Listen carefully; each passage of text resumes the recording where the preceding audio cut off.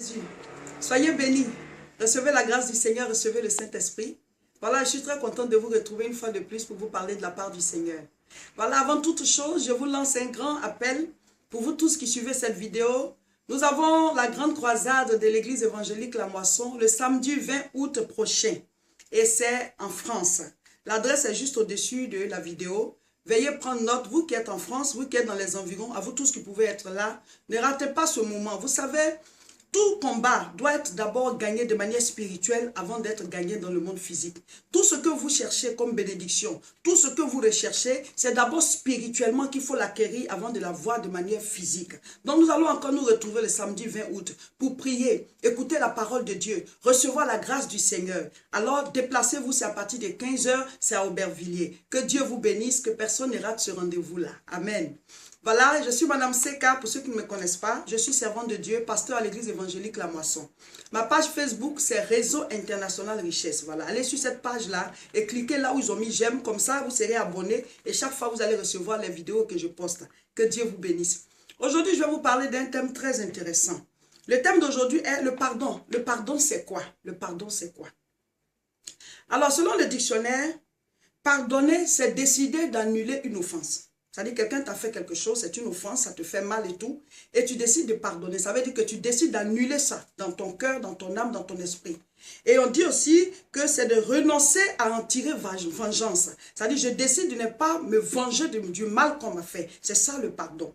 La Bible dit dans Colossiens chapitre 2 verset 14, l'acte dont les ordonnances nous condamnaient, il l'a effacé et il l'a éliminé en le clouant à la croix.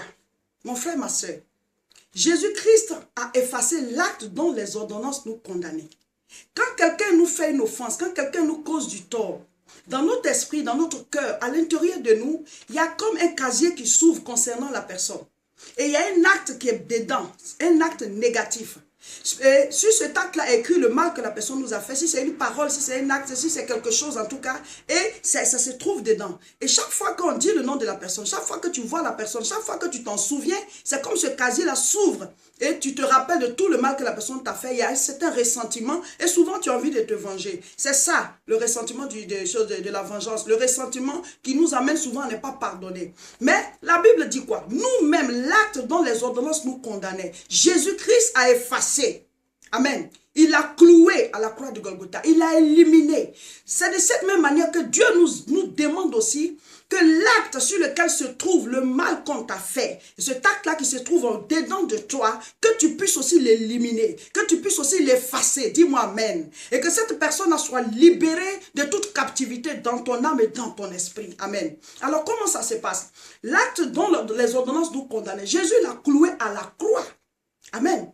Donc la croix c'est quoi? C'est la crucifixion. C'est de décider de perdre. C'est de décider de souffrir. Amen. La personne m'a fait mal. Je me crucifie. J'accepte d'effacer tout ce mal. J'accepte de pardonner à cette personne. Donc je crucifie le mal qui m'a été fait. Je décide de laisser tomber. Donc nous aussi nous devons amener les différents actes sur lesquels les gens sont captifs pour que ce soit effacé. Amen. Et la Bible dit aussi dans Matthieu chapitre 6 verset 12, pardonne-nous comme nous pardonnons aussi à ceux qui nous ont offensés. Ça veut dire quoi?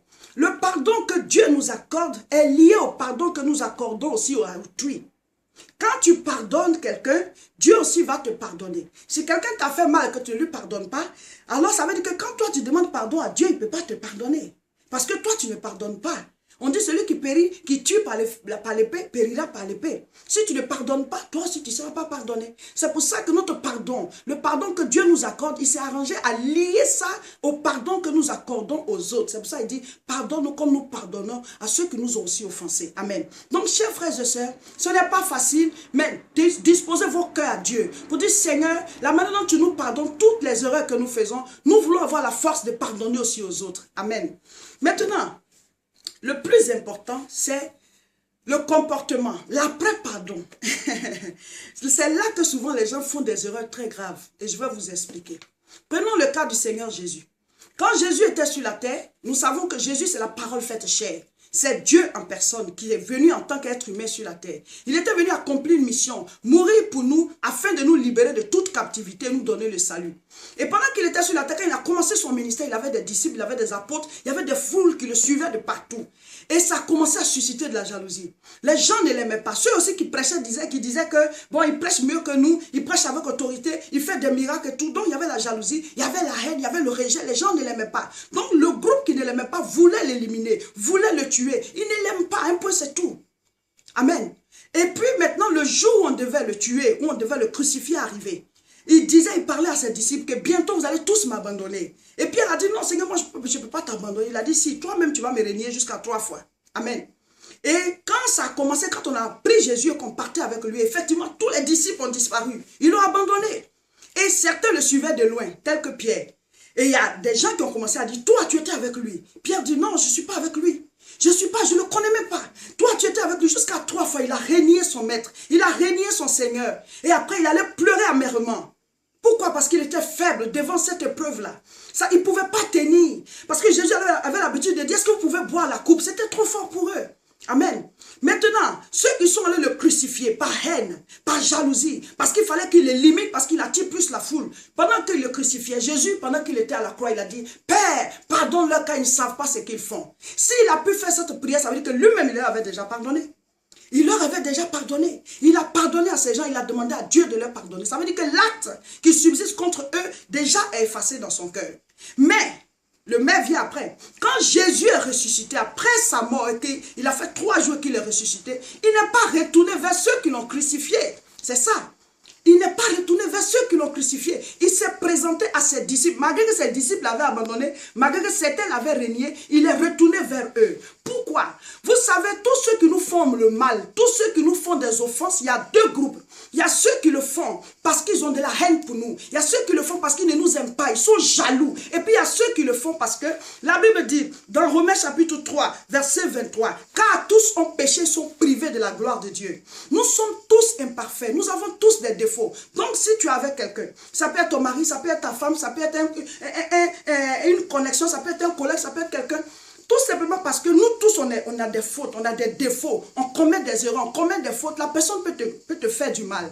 Mais quand tu regardes dans quelle intention ça a été fait, si ce n'est pas par haine, si ce n'est pas par jalousie, si ce n'est pas parce que la personne ne te supporte pas, et que c'est parce que tout simplement, c'est un être humain qui commet des fautes, il faut que tu sois capable de pardonner, de retourner avec la personne. Maintenant, le deuxième groupe, qui te fait du mal parce qu'ils ne t'aiment pas, parce qu'ils n'aiment pas ta position, parce qu'ils ont la haine pour toi, comme ceux qui ont crucifié Jésus. Si après ta résurrection, ils ont fini de te faire mal, tu t'es relevé de ce mal, tu retournes avec eux, ils vont encore te le faire. Cette fois-ci, ils vont s'arranger à ce que tu ne te relèves plus. Pourquoi? Parce que ce n'est pas parce que toi, tu leur as pardonné que ça veut dire qu'ils ont renoncé au mal qu'ils ont contre toi. Ce n'est pas parce que toi, ton cœur est blanc par rapport à eux que ça veut dire que leur cœur est devenu blanc par rapport à toi. Ce n'est pas parce que tu as laissé tomber que ça veut dire qu'ils ont renoncé à leur mauvais désir, leur mauvais dessein pour toi. Je vois souvent des gens qui disent, ah, toi tu as pardonné, puis maintenant tu ne causes plus avec eux comme avant, tu n'as pas pardonné. Vous n'avez pas compris le pardon. Jésus n'est pas ressuscité vers ceux qui l'ont crucifié. Il n'est pas retourné vers ceux qui l'ont crucifié après sa résurrection. Pas parce qu'il ne leur a pas pardonné, mais parce qu'il sait qu'ils vont encore le crucifier. Et cette fois-ci, ce ne sera plus le plan de Dieu. Ce ne sera plus le plan de Dieu. Vous vous exposez à ceux qui vous font du mal. Vous retournez parce que vous avez mal compris le pardon. Alors, comment est-ce que vous devez traiter une telle personne qui t'a fait mal parce qu'il ne t'aime pas? Désormais, il devient ni ennemi ni ami. Si tu peux lui rendre service, tu le lui rends. Mais ne t'attends pas à ce que lui t'en rende. Ne t'attends pas à ce qu'il devienne désormais. Il rentre maintenant dans ta connexion. Cette fois-ci, il va s'arranger même à te tuer. Parce que la première fois, il a fait, tu t'es relevé. Donc, il ne devient pas ton ennemi. Parce que quelqu'un, tu peux être son ennemi, mais toi, ne le prends pas pour ennemi. Dieu regarde à ton cœur. La Bible dit, heureux ceux qui ont le cœur pur, car ils verront Dieu. Amen. Donc, une personne qui t'a fait mal par haine, par jalousie, par rejet, enlève-le de ta connexion. S'il vient te demander service, tu le lui donnes, tu le lui rends, mais ne fais pas de lui un ami et puis marcher avec lui tous les jours. Sinon, il va te faire encore plus mal, mon frère, ma soeur. Maintenant, ceux qui font le mal, parce qu'ils sont tout simplement des êtres humains qui ont des défauts, il faut pouvoir les récupérer. Jésus, dans Jean chapitre 21, verset 15, il est retourné vers les disciples. Et il a dit à Pierre, m'aimes-tu? Pierre dit, oui Seigneur, je t'aime. Il dit, m'aimes-tu? Oui Seigneur, je t'aime. M'aimes-tu? 3 fois. À un certain moment, Pierre dit, Seigneur, tu sais toutes choses, tu sais que je t'aime. Alléluia. Pourquoi il a fait répéter 3 fois, tu m'aimes, tu m'aimes? Parce que Pierre avait renié 3 fois. Il a racheté Pierre parce qu'il sait qu'il ne pouvait pas tenir. Le Saint-Esprit n'était pas encore dans la vie de Pierre, c'est pour ça qu'il l'a fait. Les gens vous font des offenses parce que simplement, ils sont trop faibles, ils sont des pécheurs et tout et tout. Si tu sais que ça c'est arrivé parce qu'il a des défauts, il faut lui pardonner, il faut être capable de le racheter, de récupérer cette relation et de continuer avec la personne. Mais celui qui te fait le mal parce qu'il ne t'aime pas, il faut t'en éloigner. Tu lui pardonnes, mais tu t'en éloignes. Que Dieu vous bénisse. Si vous avez aimé, il faut partager la vidéo pour que tout le monde puisse en bénéficier. Que Dieu vous bénisse. À la prochaine.